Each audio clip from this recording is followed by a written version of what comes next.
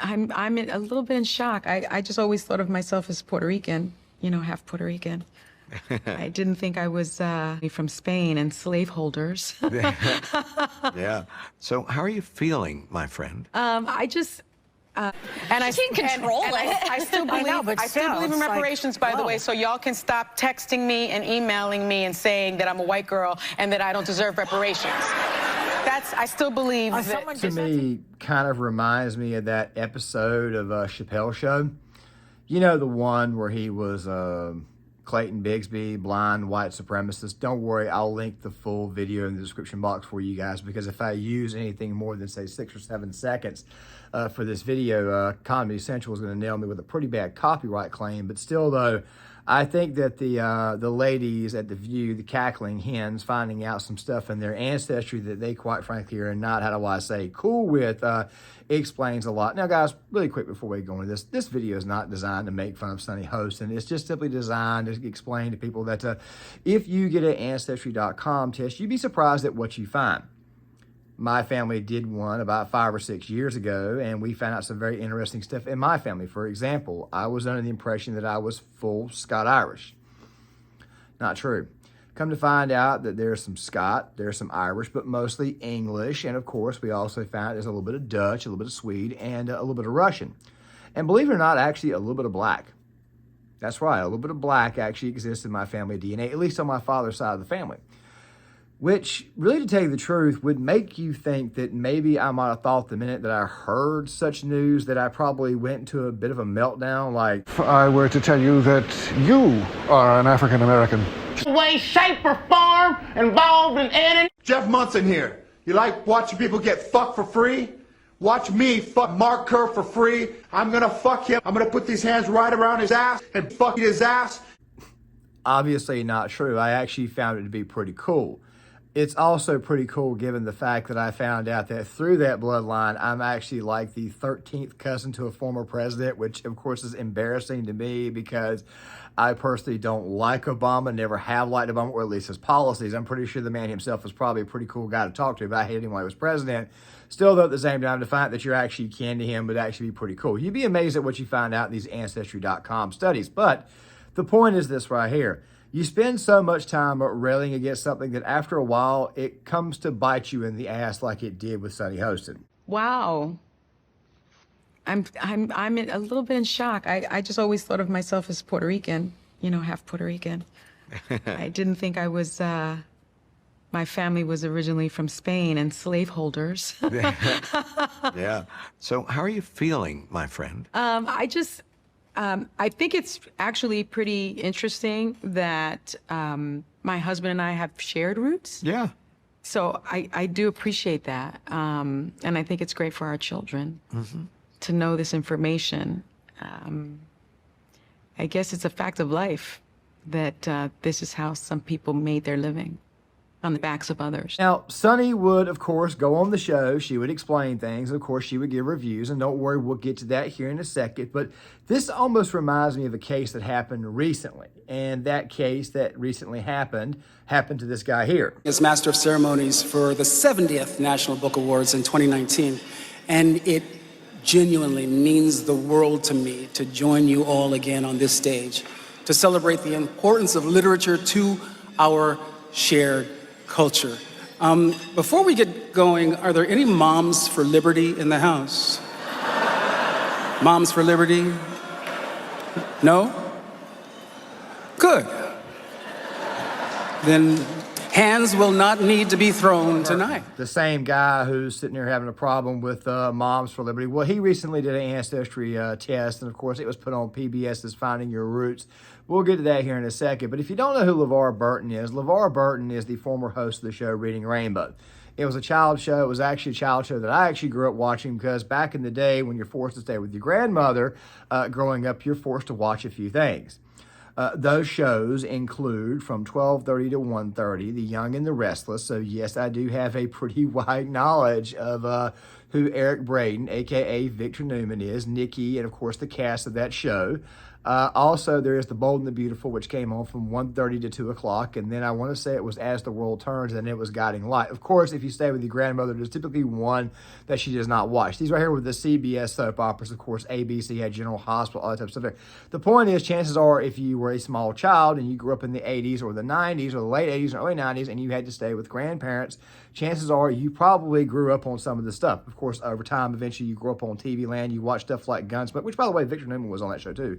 A lot of people don't realize this. But, of course, you grew up on this. Bonanza, that type of stuff there. But there are kids' programs that you will watch from time to time as well. My biggest two cartoons were the Spider-Man animated series and Batman the animated series. Now, you're probably wondering, why are you bringing this up? Well, I'm bringing this up to kind of convey over that LeVar Burton is pretty well known. He's been around for a long time. You had Sesame Street, then you had Reading Rainbow, then you had Wishbone. Reading Rainbow was kind of the chief thing that they tried to get across to kids. They would tell stories from certain books. It would be animated, all that type of stuff there. And, of course, kids got a bit of a background exactly what it was that they were reading into the story that was being told. It was actually a pretty well-produced show, at least for the late 80s and early 90s, and that's kind of how LeVar Burton got famous. But recently, they've been using LeVar Burton a lot more, and they've been using him a lot more to get across the social justice warrior messaging. Imagine how hilarious it is that you are preaching such a pro-black message that you find out that you're actually white. Yeah. You are looking at your great-great-grandfather, James Henry Dixon. It's difficult to make out, but that is your biological great-great-grandfather. Now, I'd have fought you 5 minutes ago if you told me that I had a white great-great-grandfather. You do. You can fight me, but it's the truth. And ain't nothing you can do about it. What? Kunta got white ancestry. Yeah, that's right. What? Yeah. Come on now, Skip. You know, you took 2 DNA tests. The 2 major commercial DNA tests almost never have tested an African American who was 100% sub-Saharan African. Wow. We all have white ancestry. But this is close. That's right. I mean, the shock on his face. Don't worry, I'll link the channel in the description box. I got this from a channel called Common Sense American. To me, it's absolutely hilarious when you've been preaching a message and then you find out that, you've got some a little bit of this in your blood and a little bit of that in your blood. I mean, to me, it's kind of hilarious to see these people's reactions and their responses to this. But then again, once again, we got to keep the social justice warrior grift up, a lot like what Sonny Hostin did on The View the other day. And I can't control it. I still believe in reparations, by the way, so y'all can stop texting me and emailing me and saying that I'm a white girl and that I don't deserve reparations. I still believe that someone did that to you? Yeah. I don't know who sent her a thing telling her she was a white girl. Okay, it's too much, people. But clean off your television screen. Yeah, that's a lot. So I still believe in reparations. I still believe this country has a lot to do in terms of racial justice.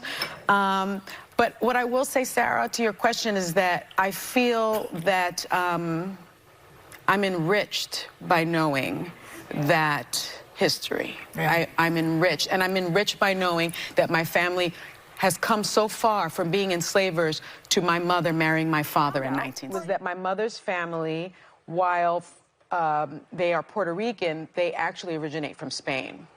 And the reason that they moved to Puerto Rico is because the slave trade had been sort of canceled in Spain and then Curacao, and then they moved all of their slaves to Puerto Rico.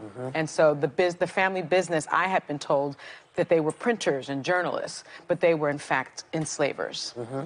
And my mother, so A hush fell over the audience. It was deeply disappointing. And it's deeply disappointing because my mother really identified as Puerto Rican. She was part of the civil rights movement, and she was deeply ingrained in black culture, and identified herself as black for race, but Hispanic for ethnicity. Okay. But her race is white. She's European. Yeah. I know. It's weird because when you look at her, my mother's blonde and she has light eyes, and my whole family looks like that. So I think inside, I sort of knew that this was my history, and that's probably why I didn't want to do it. And I spoke to my mom about it. She was deeply disappointed. She actually cried about it. And then she said, maybe that's why I have been so connected to Black culture, because it's an atonement in my spirit. I don't think I have to talk about reparations because I think I've done enough videos on reparations, or at least 2 or 3, but I'll probably do one anyways in the near future, especially when it comes back up, because as your audience begins to get bigger, you tend to look at some of the previous videos that you did and you kind of want to redo them in a different way with these skills that you developed as a content creator. Because the truth be told is you really develop through trial and error. The thing is this right here. What Sunny Hostin was saying right then about guilt, what she was saying about the inner guilt, the fact that her mom felt guilty, the fact that everybody she's been around feels guilty, that right there is what a lot of this whole, let's just say, racist stuff is actually being pushed. You see, the mainstream media loves to prey on the American people in the sense that they love to push certain narratives. And once you figure out what the narrative is and you figure out exactly how wrong the narrative is, the easier it is for you to get over it. The sooner that you can accept things, the sooner that you can actually start speaking the truth. Of course, if you speak the truth, they will in fact call you racist for speaking the truth. But the thing is this right here. People like Sunny Hostin, Whoopi Goldberg, the girls at The View, they live for one reason and one reason only. You guys remember a while ago I mentioned the fact that chances are if you grew up in the late 80s and early 90s, chances are if you stayed with your grandma, you probably watched Young and the Restless, Bold and the Beautiful, Guiding Light, and As the World Turns. Well, here's the thing. ABC, I don't know exactly what kind of soap operas they have nowadays. Like I said, I really could care less because this was when I was a kid. Even though I'm very familiar, obviously, with the content because, if it is grandma and granddaddy, you know this. The thing is this right here. The ABC network, a lot of the elderly people who watch that are probably watching The View. That's their primary audience is elderly Black ladies and elderly white ladies. It probably explains a good reason why it is. There's been this shift in politics as far as those who are Gen X and millennials are starting to shift to the right and Gen Z, where some elderly boomers are starting to shift more and more to the left. By the way, boomers were the most liberal generation in American history. The thing is this right here, it kind of helps explain the shift there, and also to go on top of this, it also kind of explains the guilt complex that we have. You see, they prey upon that and they hope that you feel guilty, so therefore you take up the cause of social justice warriorism, and of course, it's one of the many ways that the mainstream media loves to try to manipulate the American people. This is kind of how they do this. They prey on your emotions. After a while, though, once you actually develop a brain and start to see that they're really just trying to indoctrinate you, you begin to actually move out of it. Fact of the matter is this right here. There are several people out there who have done Ancestry.com or Ancestry looks in their past, and they've actually looked at things, DNA, all that type of stuff, and they found some very interesting things. It's like, wow, that's kind of amazing that I found this out. You would figure that somebody like Sunny Hostin might look at things from a different perspective, but let's just go ahead and be honest. She's Trump deranged, orange man bad, so of course she's not going to self-reflect. LeVar Burton, on the other hand, he could self-reflect. I mean, I do think that LeVar Burton, for the most part, just talks out of his ass, and you see the real person who he is a little bit later on. Fact of the matter is this right here. It's hilarious to see this happen. It's hilarious to see this woman realize that her own ancestors were slave owners. But that right there brings me to my final point. You see, the thing is this right here. We typically tend, especially if you look at people on the far left, the media joins in on this, and you can blame Obama for this because I can tell you right now exactly where it really started. The thing is this right here. When we find something in our past, we typically tend not to want to acknowledge it. And I understand why, especially if it's a dark history or if it's a dark page in your history, you probably don't want to bring it up. That's understandable. It's cool. It's good to go. We understand. We get it. Nobody's going to judge you. But if you're preaching a certain message, like if you're preaching the social justice warrior message, and then you find that you had slave owners in your past, yeah, that right there might be a little bit embarrassing. For example, I did not realize this until I think it was a documentary by Dinesh D'Souza, that the Confederacy, during the old days, they had slave owners that were actually Black. One of them, of course, was William Henry Ellison. Supported Confederate causes, all that type of stuff there. So, I mean, if you actually want to look into history, you need to actually go deep and look at every single aspect. But here's the thing about the past, and I want to go ahead and say this before I end this video. Not acknowledging the past or trying to cover up the past, that right there is a gateway to communism. Have you guys ever noticed how it was in the old Soviet Union footage? You guys ever noticed that they've always got like placards of their leaders, Stalin and Malenkov, people who represent communism? Well, they do that because it's the new style. It's the new thing that they're presenting. It's the new actual ideology. That's kind of what they do. They don't acknowledge the previous. They went out of their way to destroy statues of the czar, the czars, the people who actually made them great, Catherine the Great, of course, Peter the Great, all the great czars in their history. Of course, there's also some bad ones too. The reason why I said Obama earlier, not just because I'm apparently kin to him, is because during the Joe Paterno issue, now I would have brought in some clips about this so that way you guys could see in the B-roll footage, But they wanted to remove the statue outside of Penn State because what happened was absolutely horrible. But the thing is this right here. When you remove statues, you're almost trying to tell people that the event did not happen, when obviously the event did happen. That's one of the biggest reasons why I'm so much in favor of leaving the statues up, regardless of how they affect the situation, especially when it comes to historical things. Now, the statue situation, like in the Iowa State House with the statue of Satan, yeah. I would definitely get rid of that one. And the statue of Lenin in Seattle, well, I don't really mind it. It kind of doesn't make any sense because Lenin is not an American, or Lenin never was.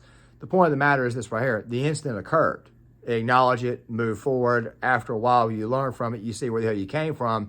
But if you try to start eradicating said past or said history, next thing you know, you start making the mistake of those who actually created tyrannical regimes. Is basically what I'm trying to say. With that right there being said, guys, make sure you guys please tell me what you think in the comment section. I would love to hear what you guys have got to say. Also, to go on top of this, please hit the like button, subscribe, share the video, sound off in the comment section. There's going to be one video that's going to come out tomorrow. It's a relatively big one, and I'm finally going to give you guys my thoughts on the whole Vince McMahon situation. I haven't really talked much wrestling. I don't really talk wrestling on the channel at all, but I do want to talk about this incident because a lot of information is coming out that completely contradicts the narrative, and even though the story has been a couple of weeks old, I still think I need to talk about it. With that being said, guys, please hit the like button, subscribe, share the video, sign off in the comment section. I'll see you guys later.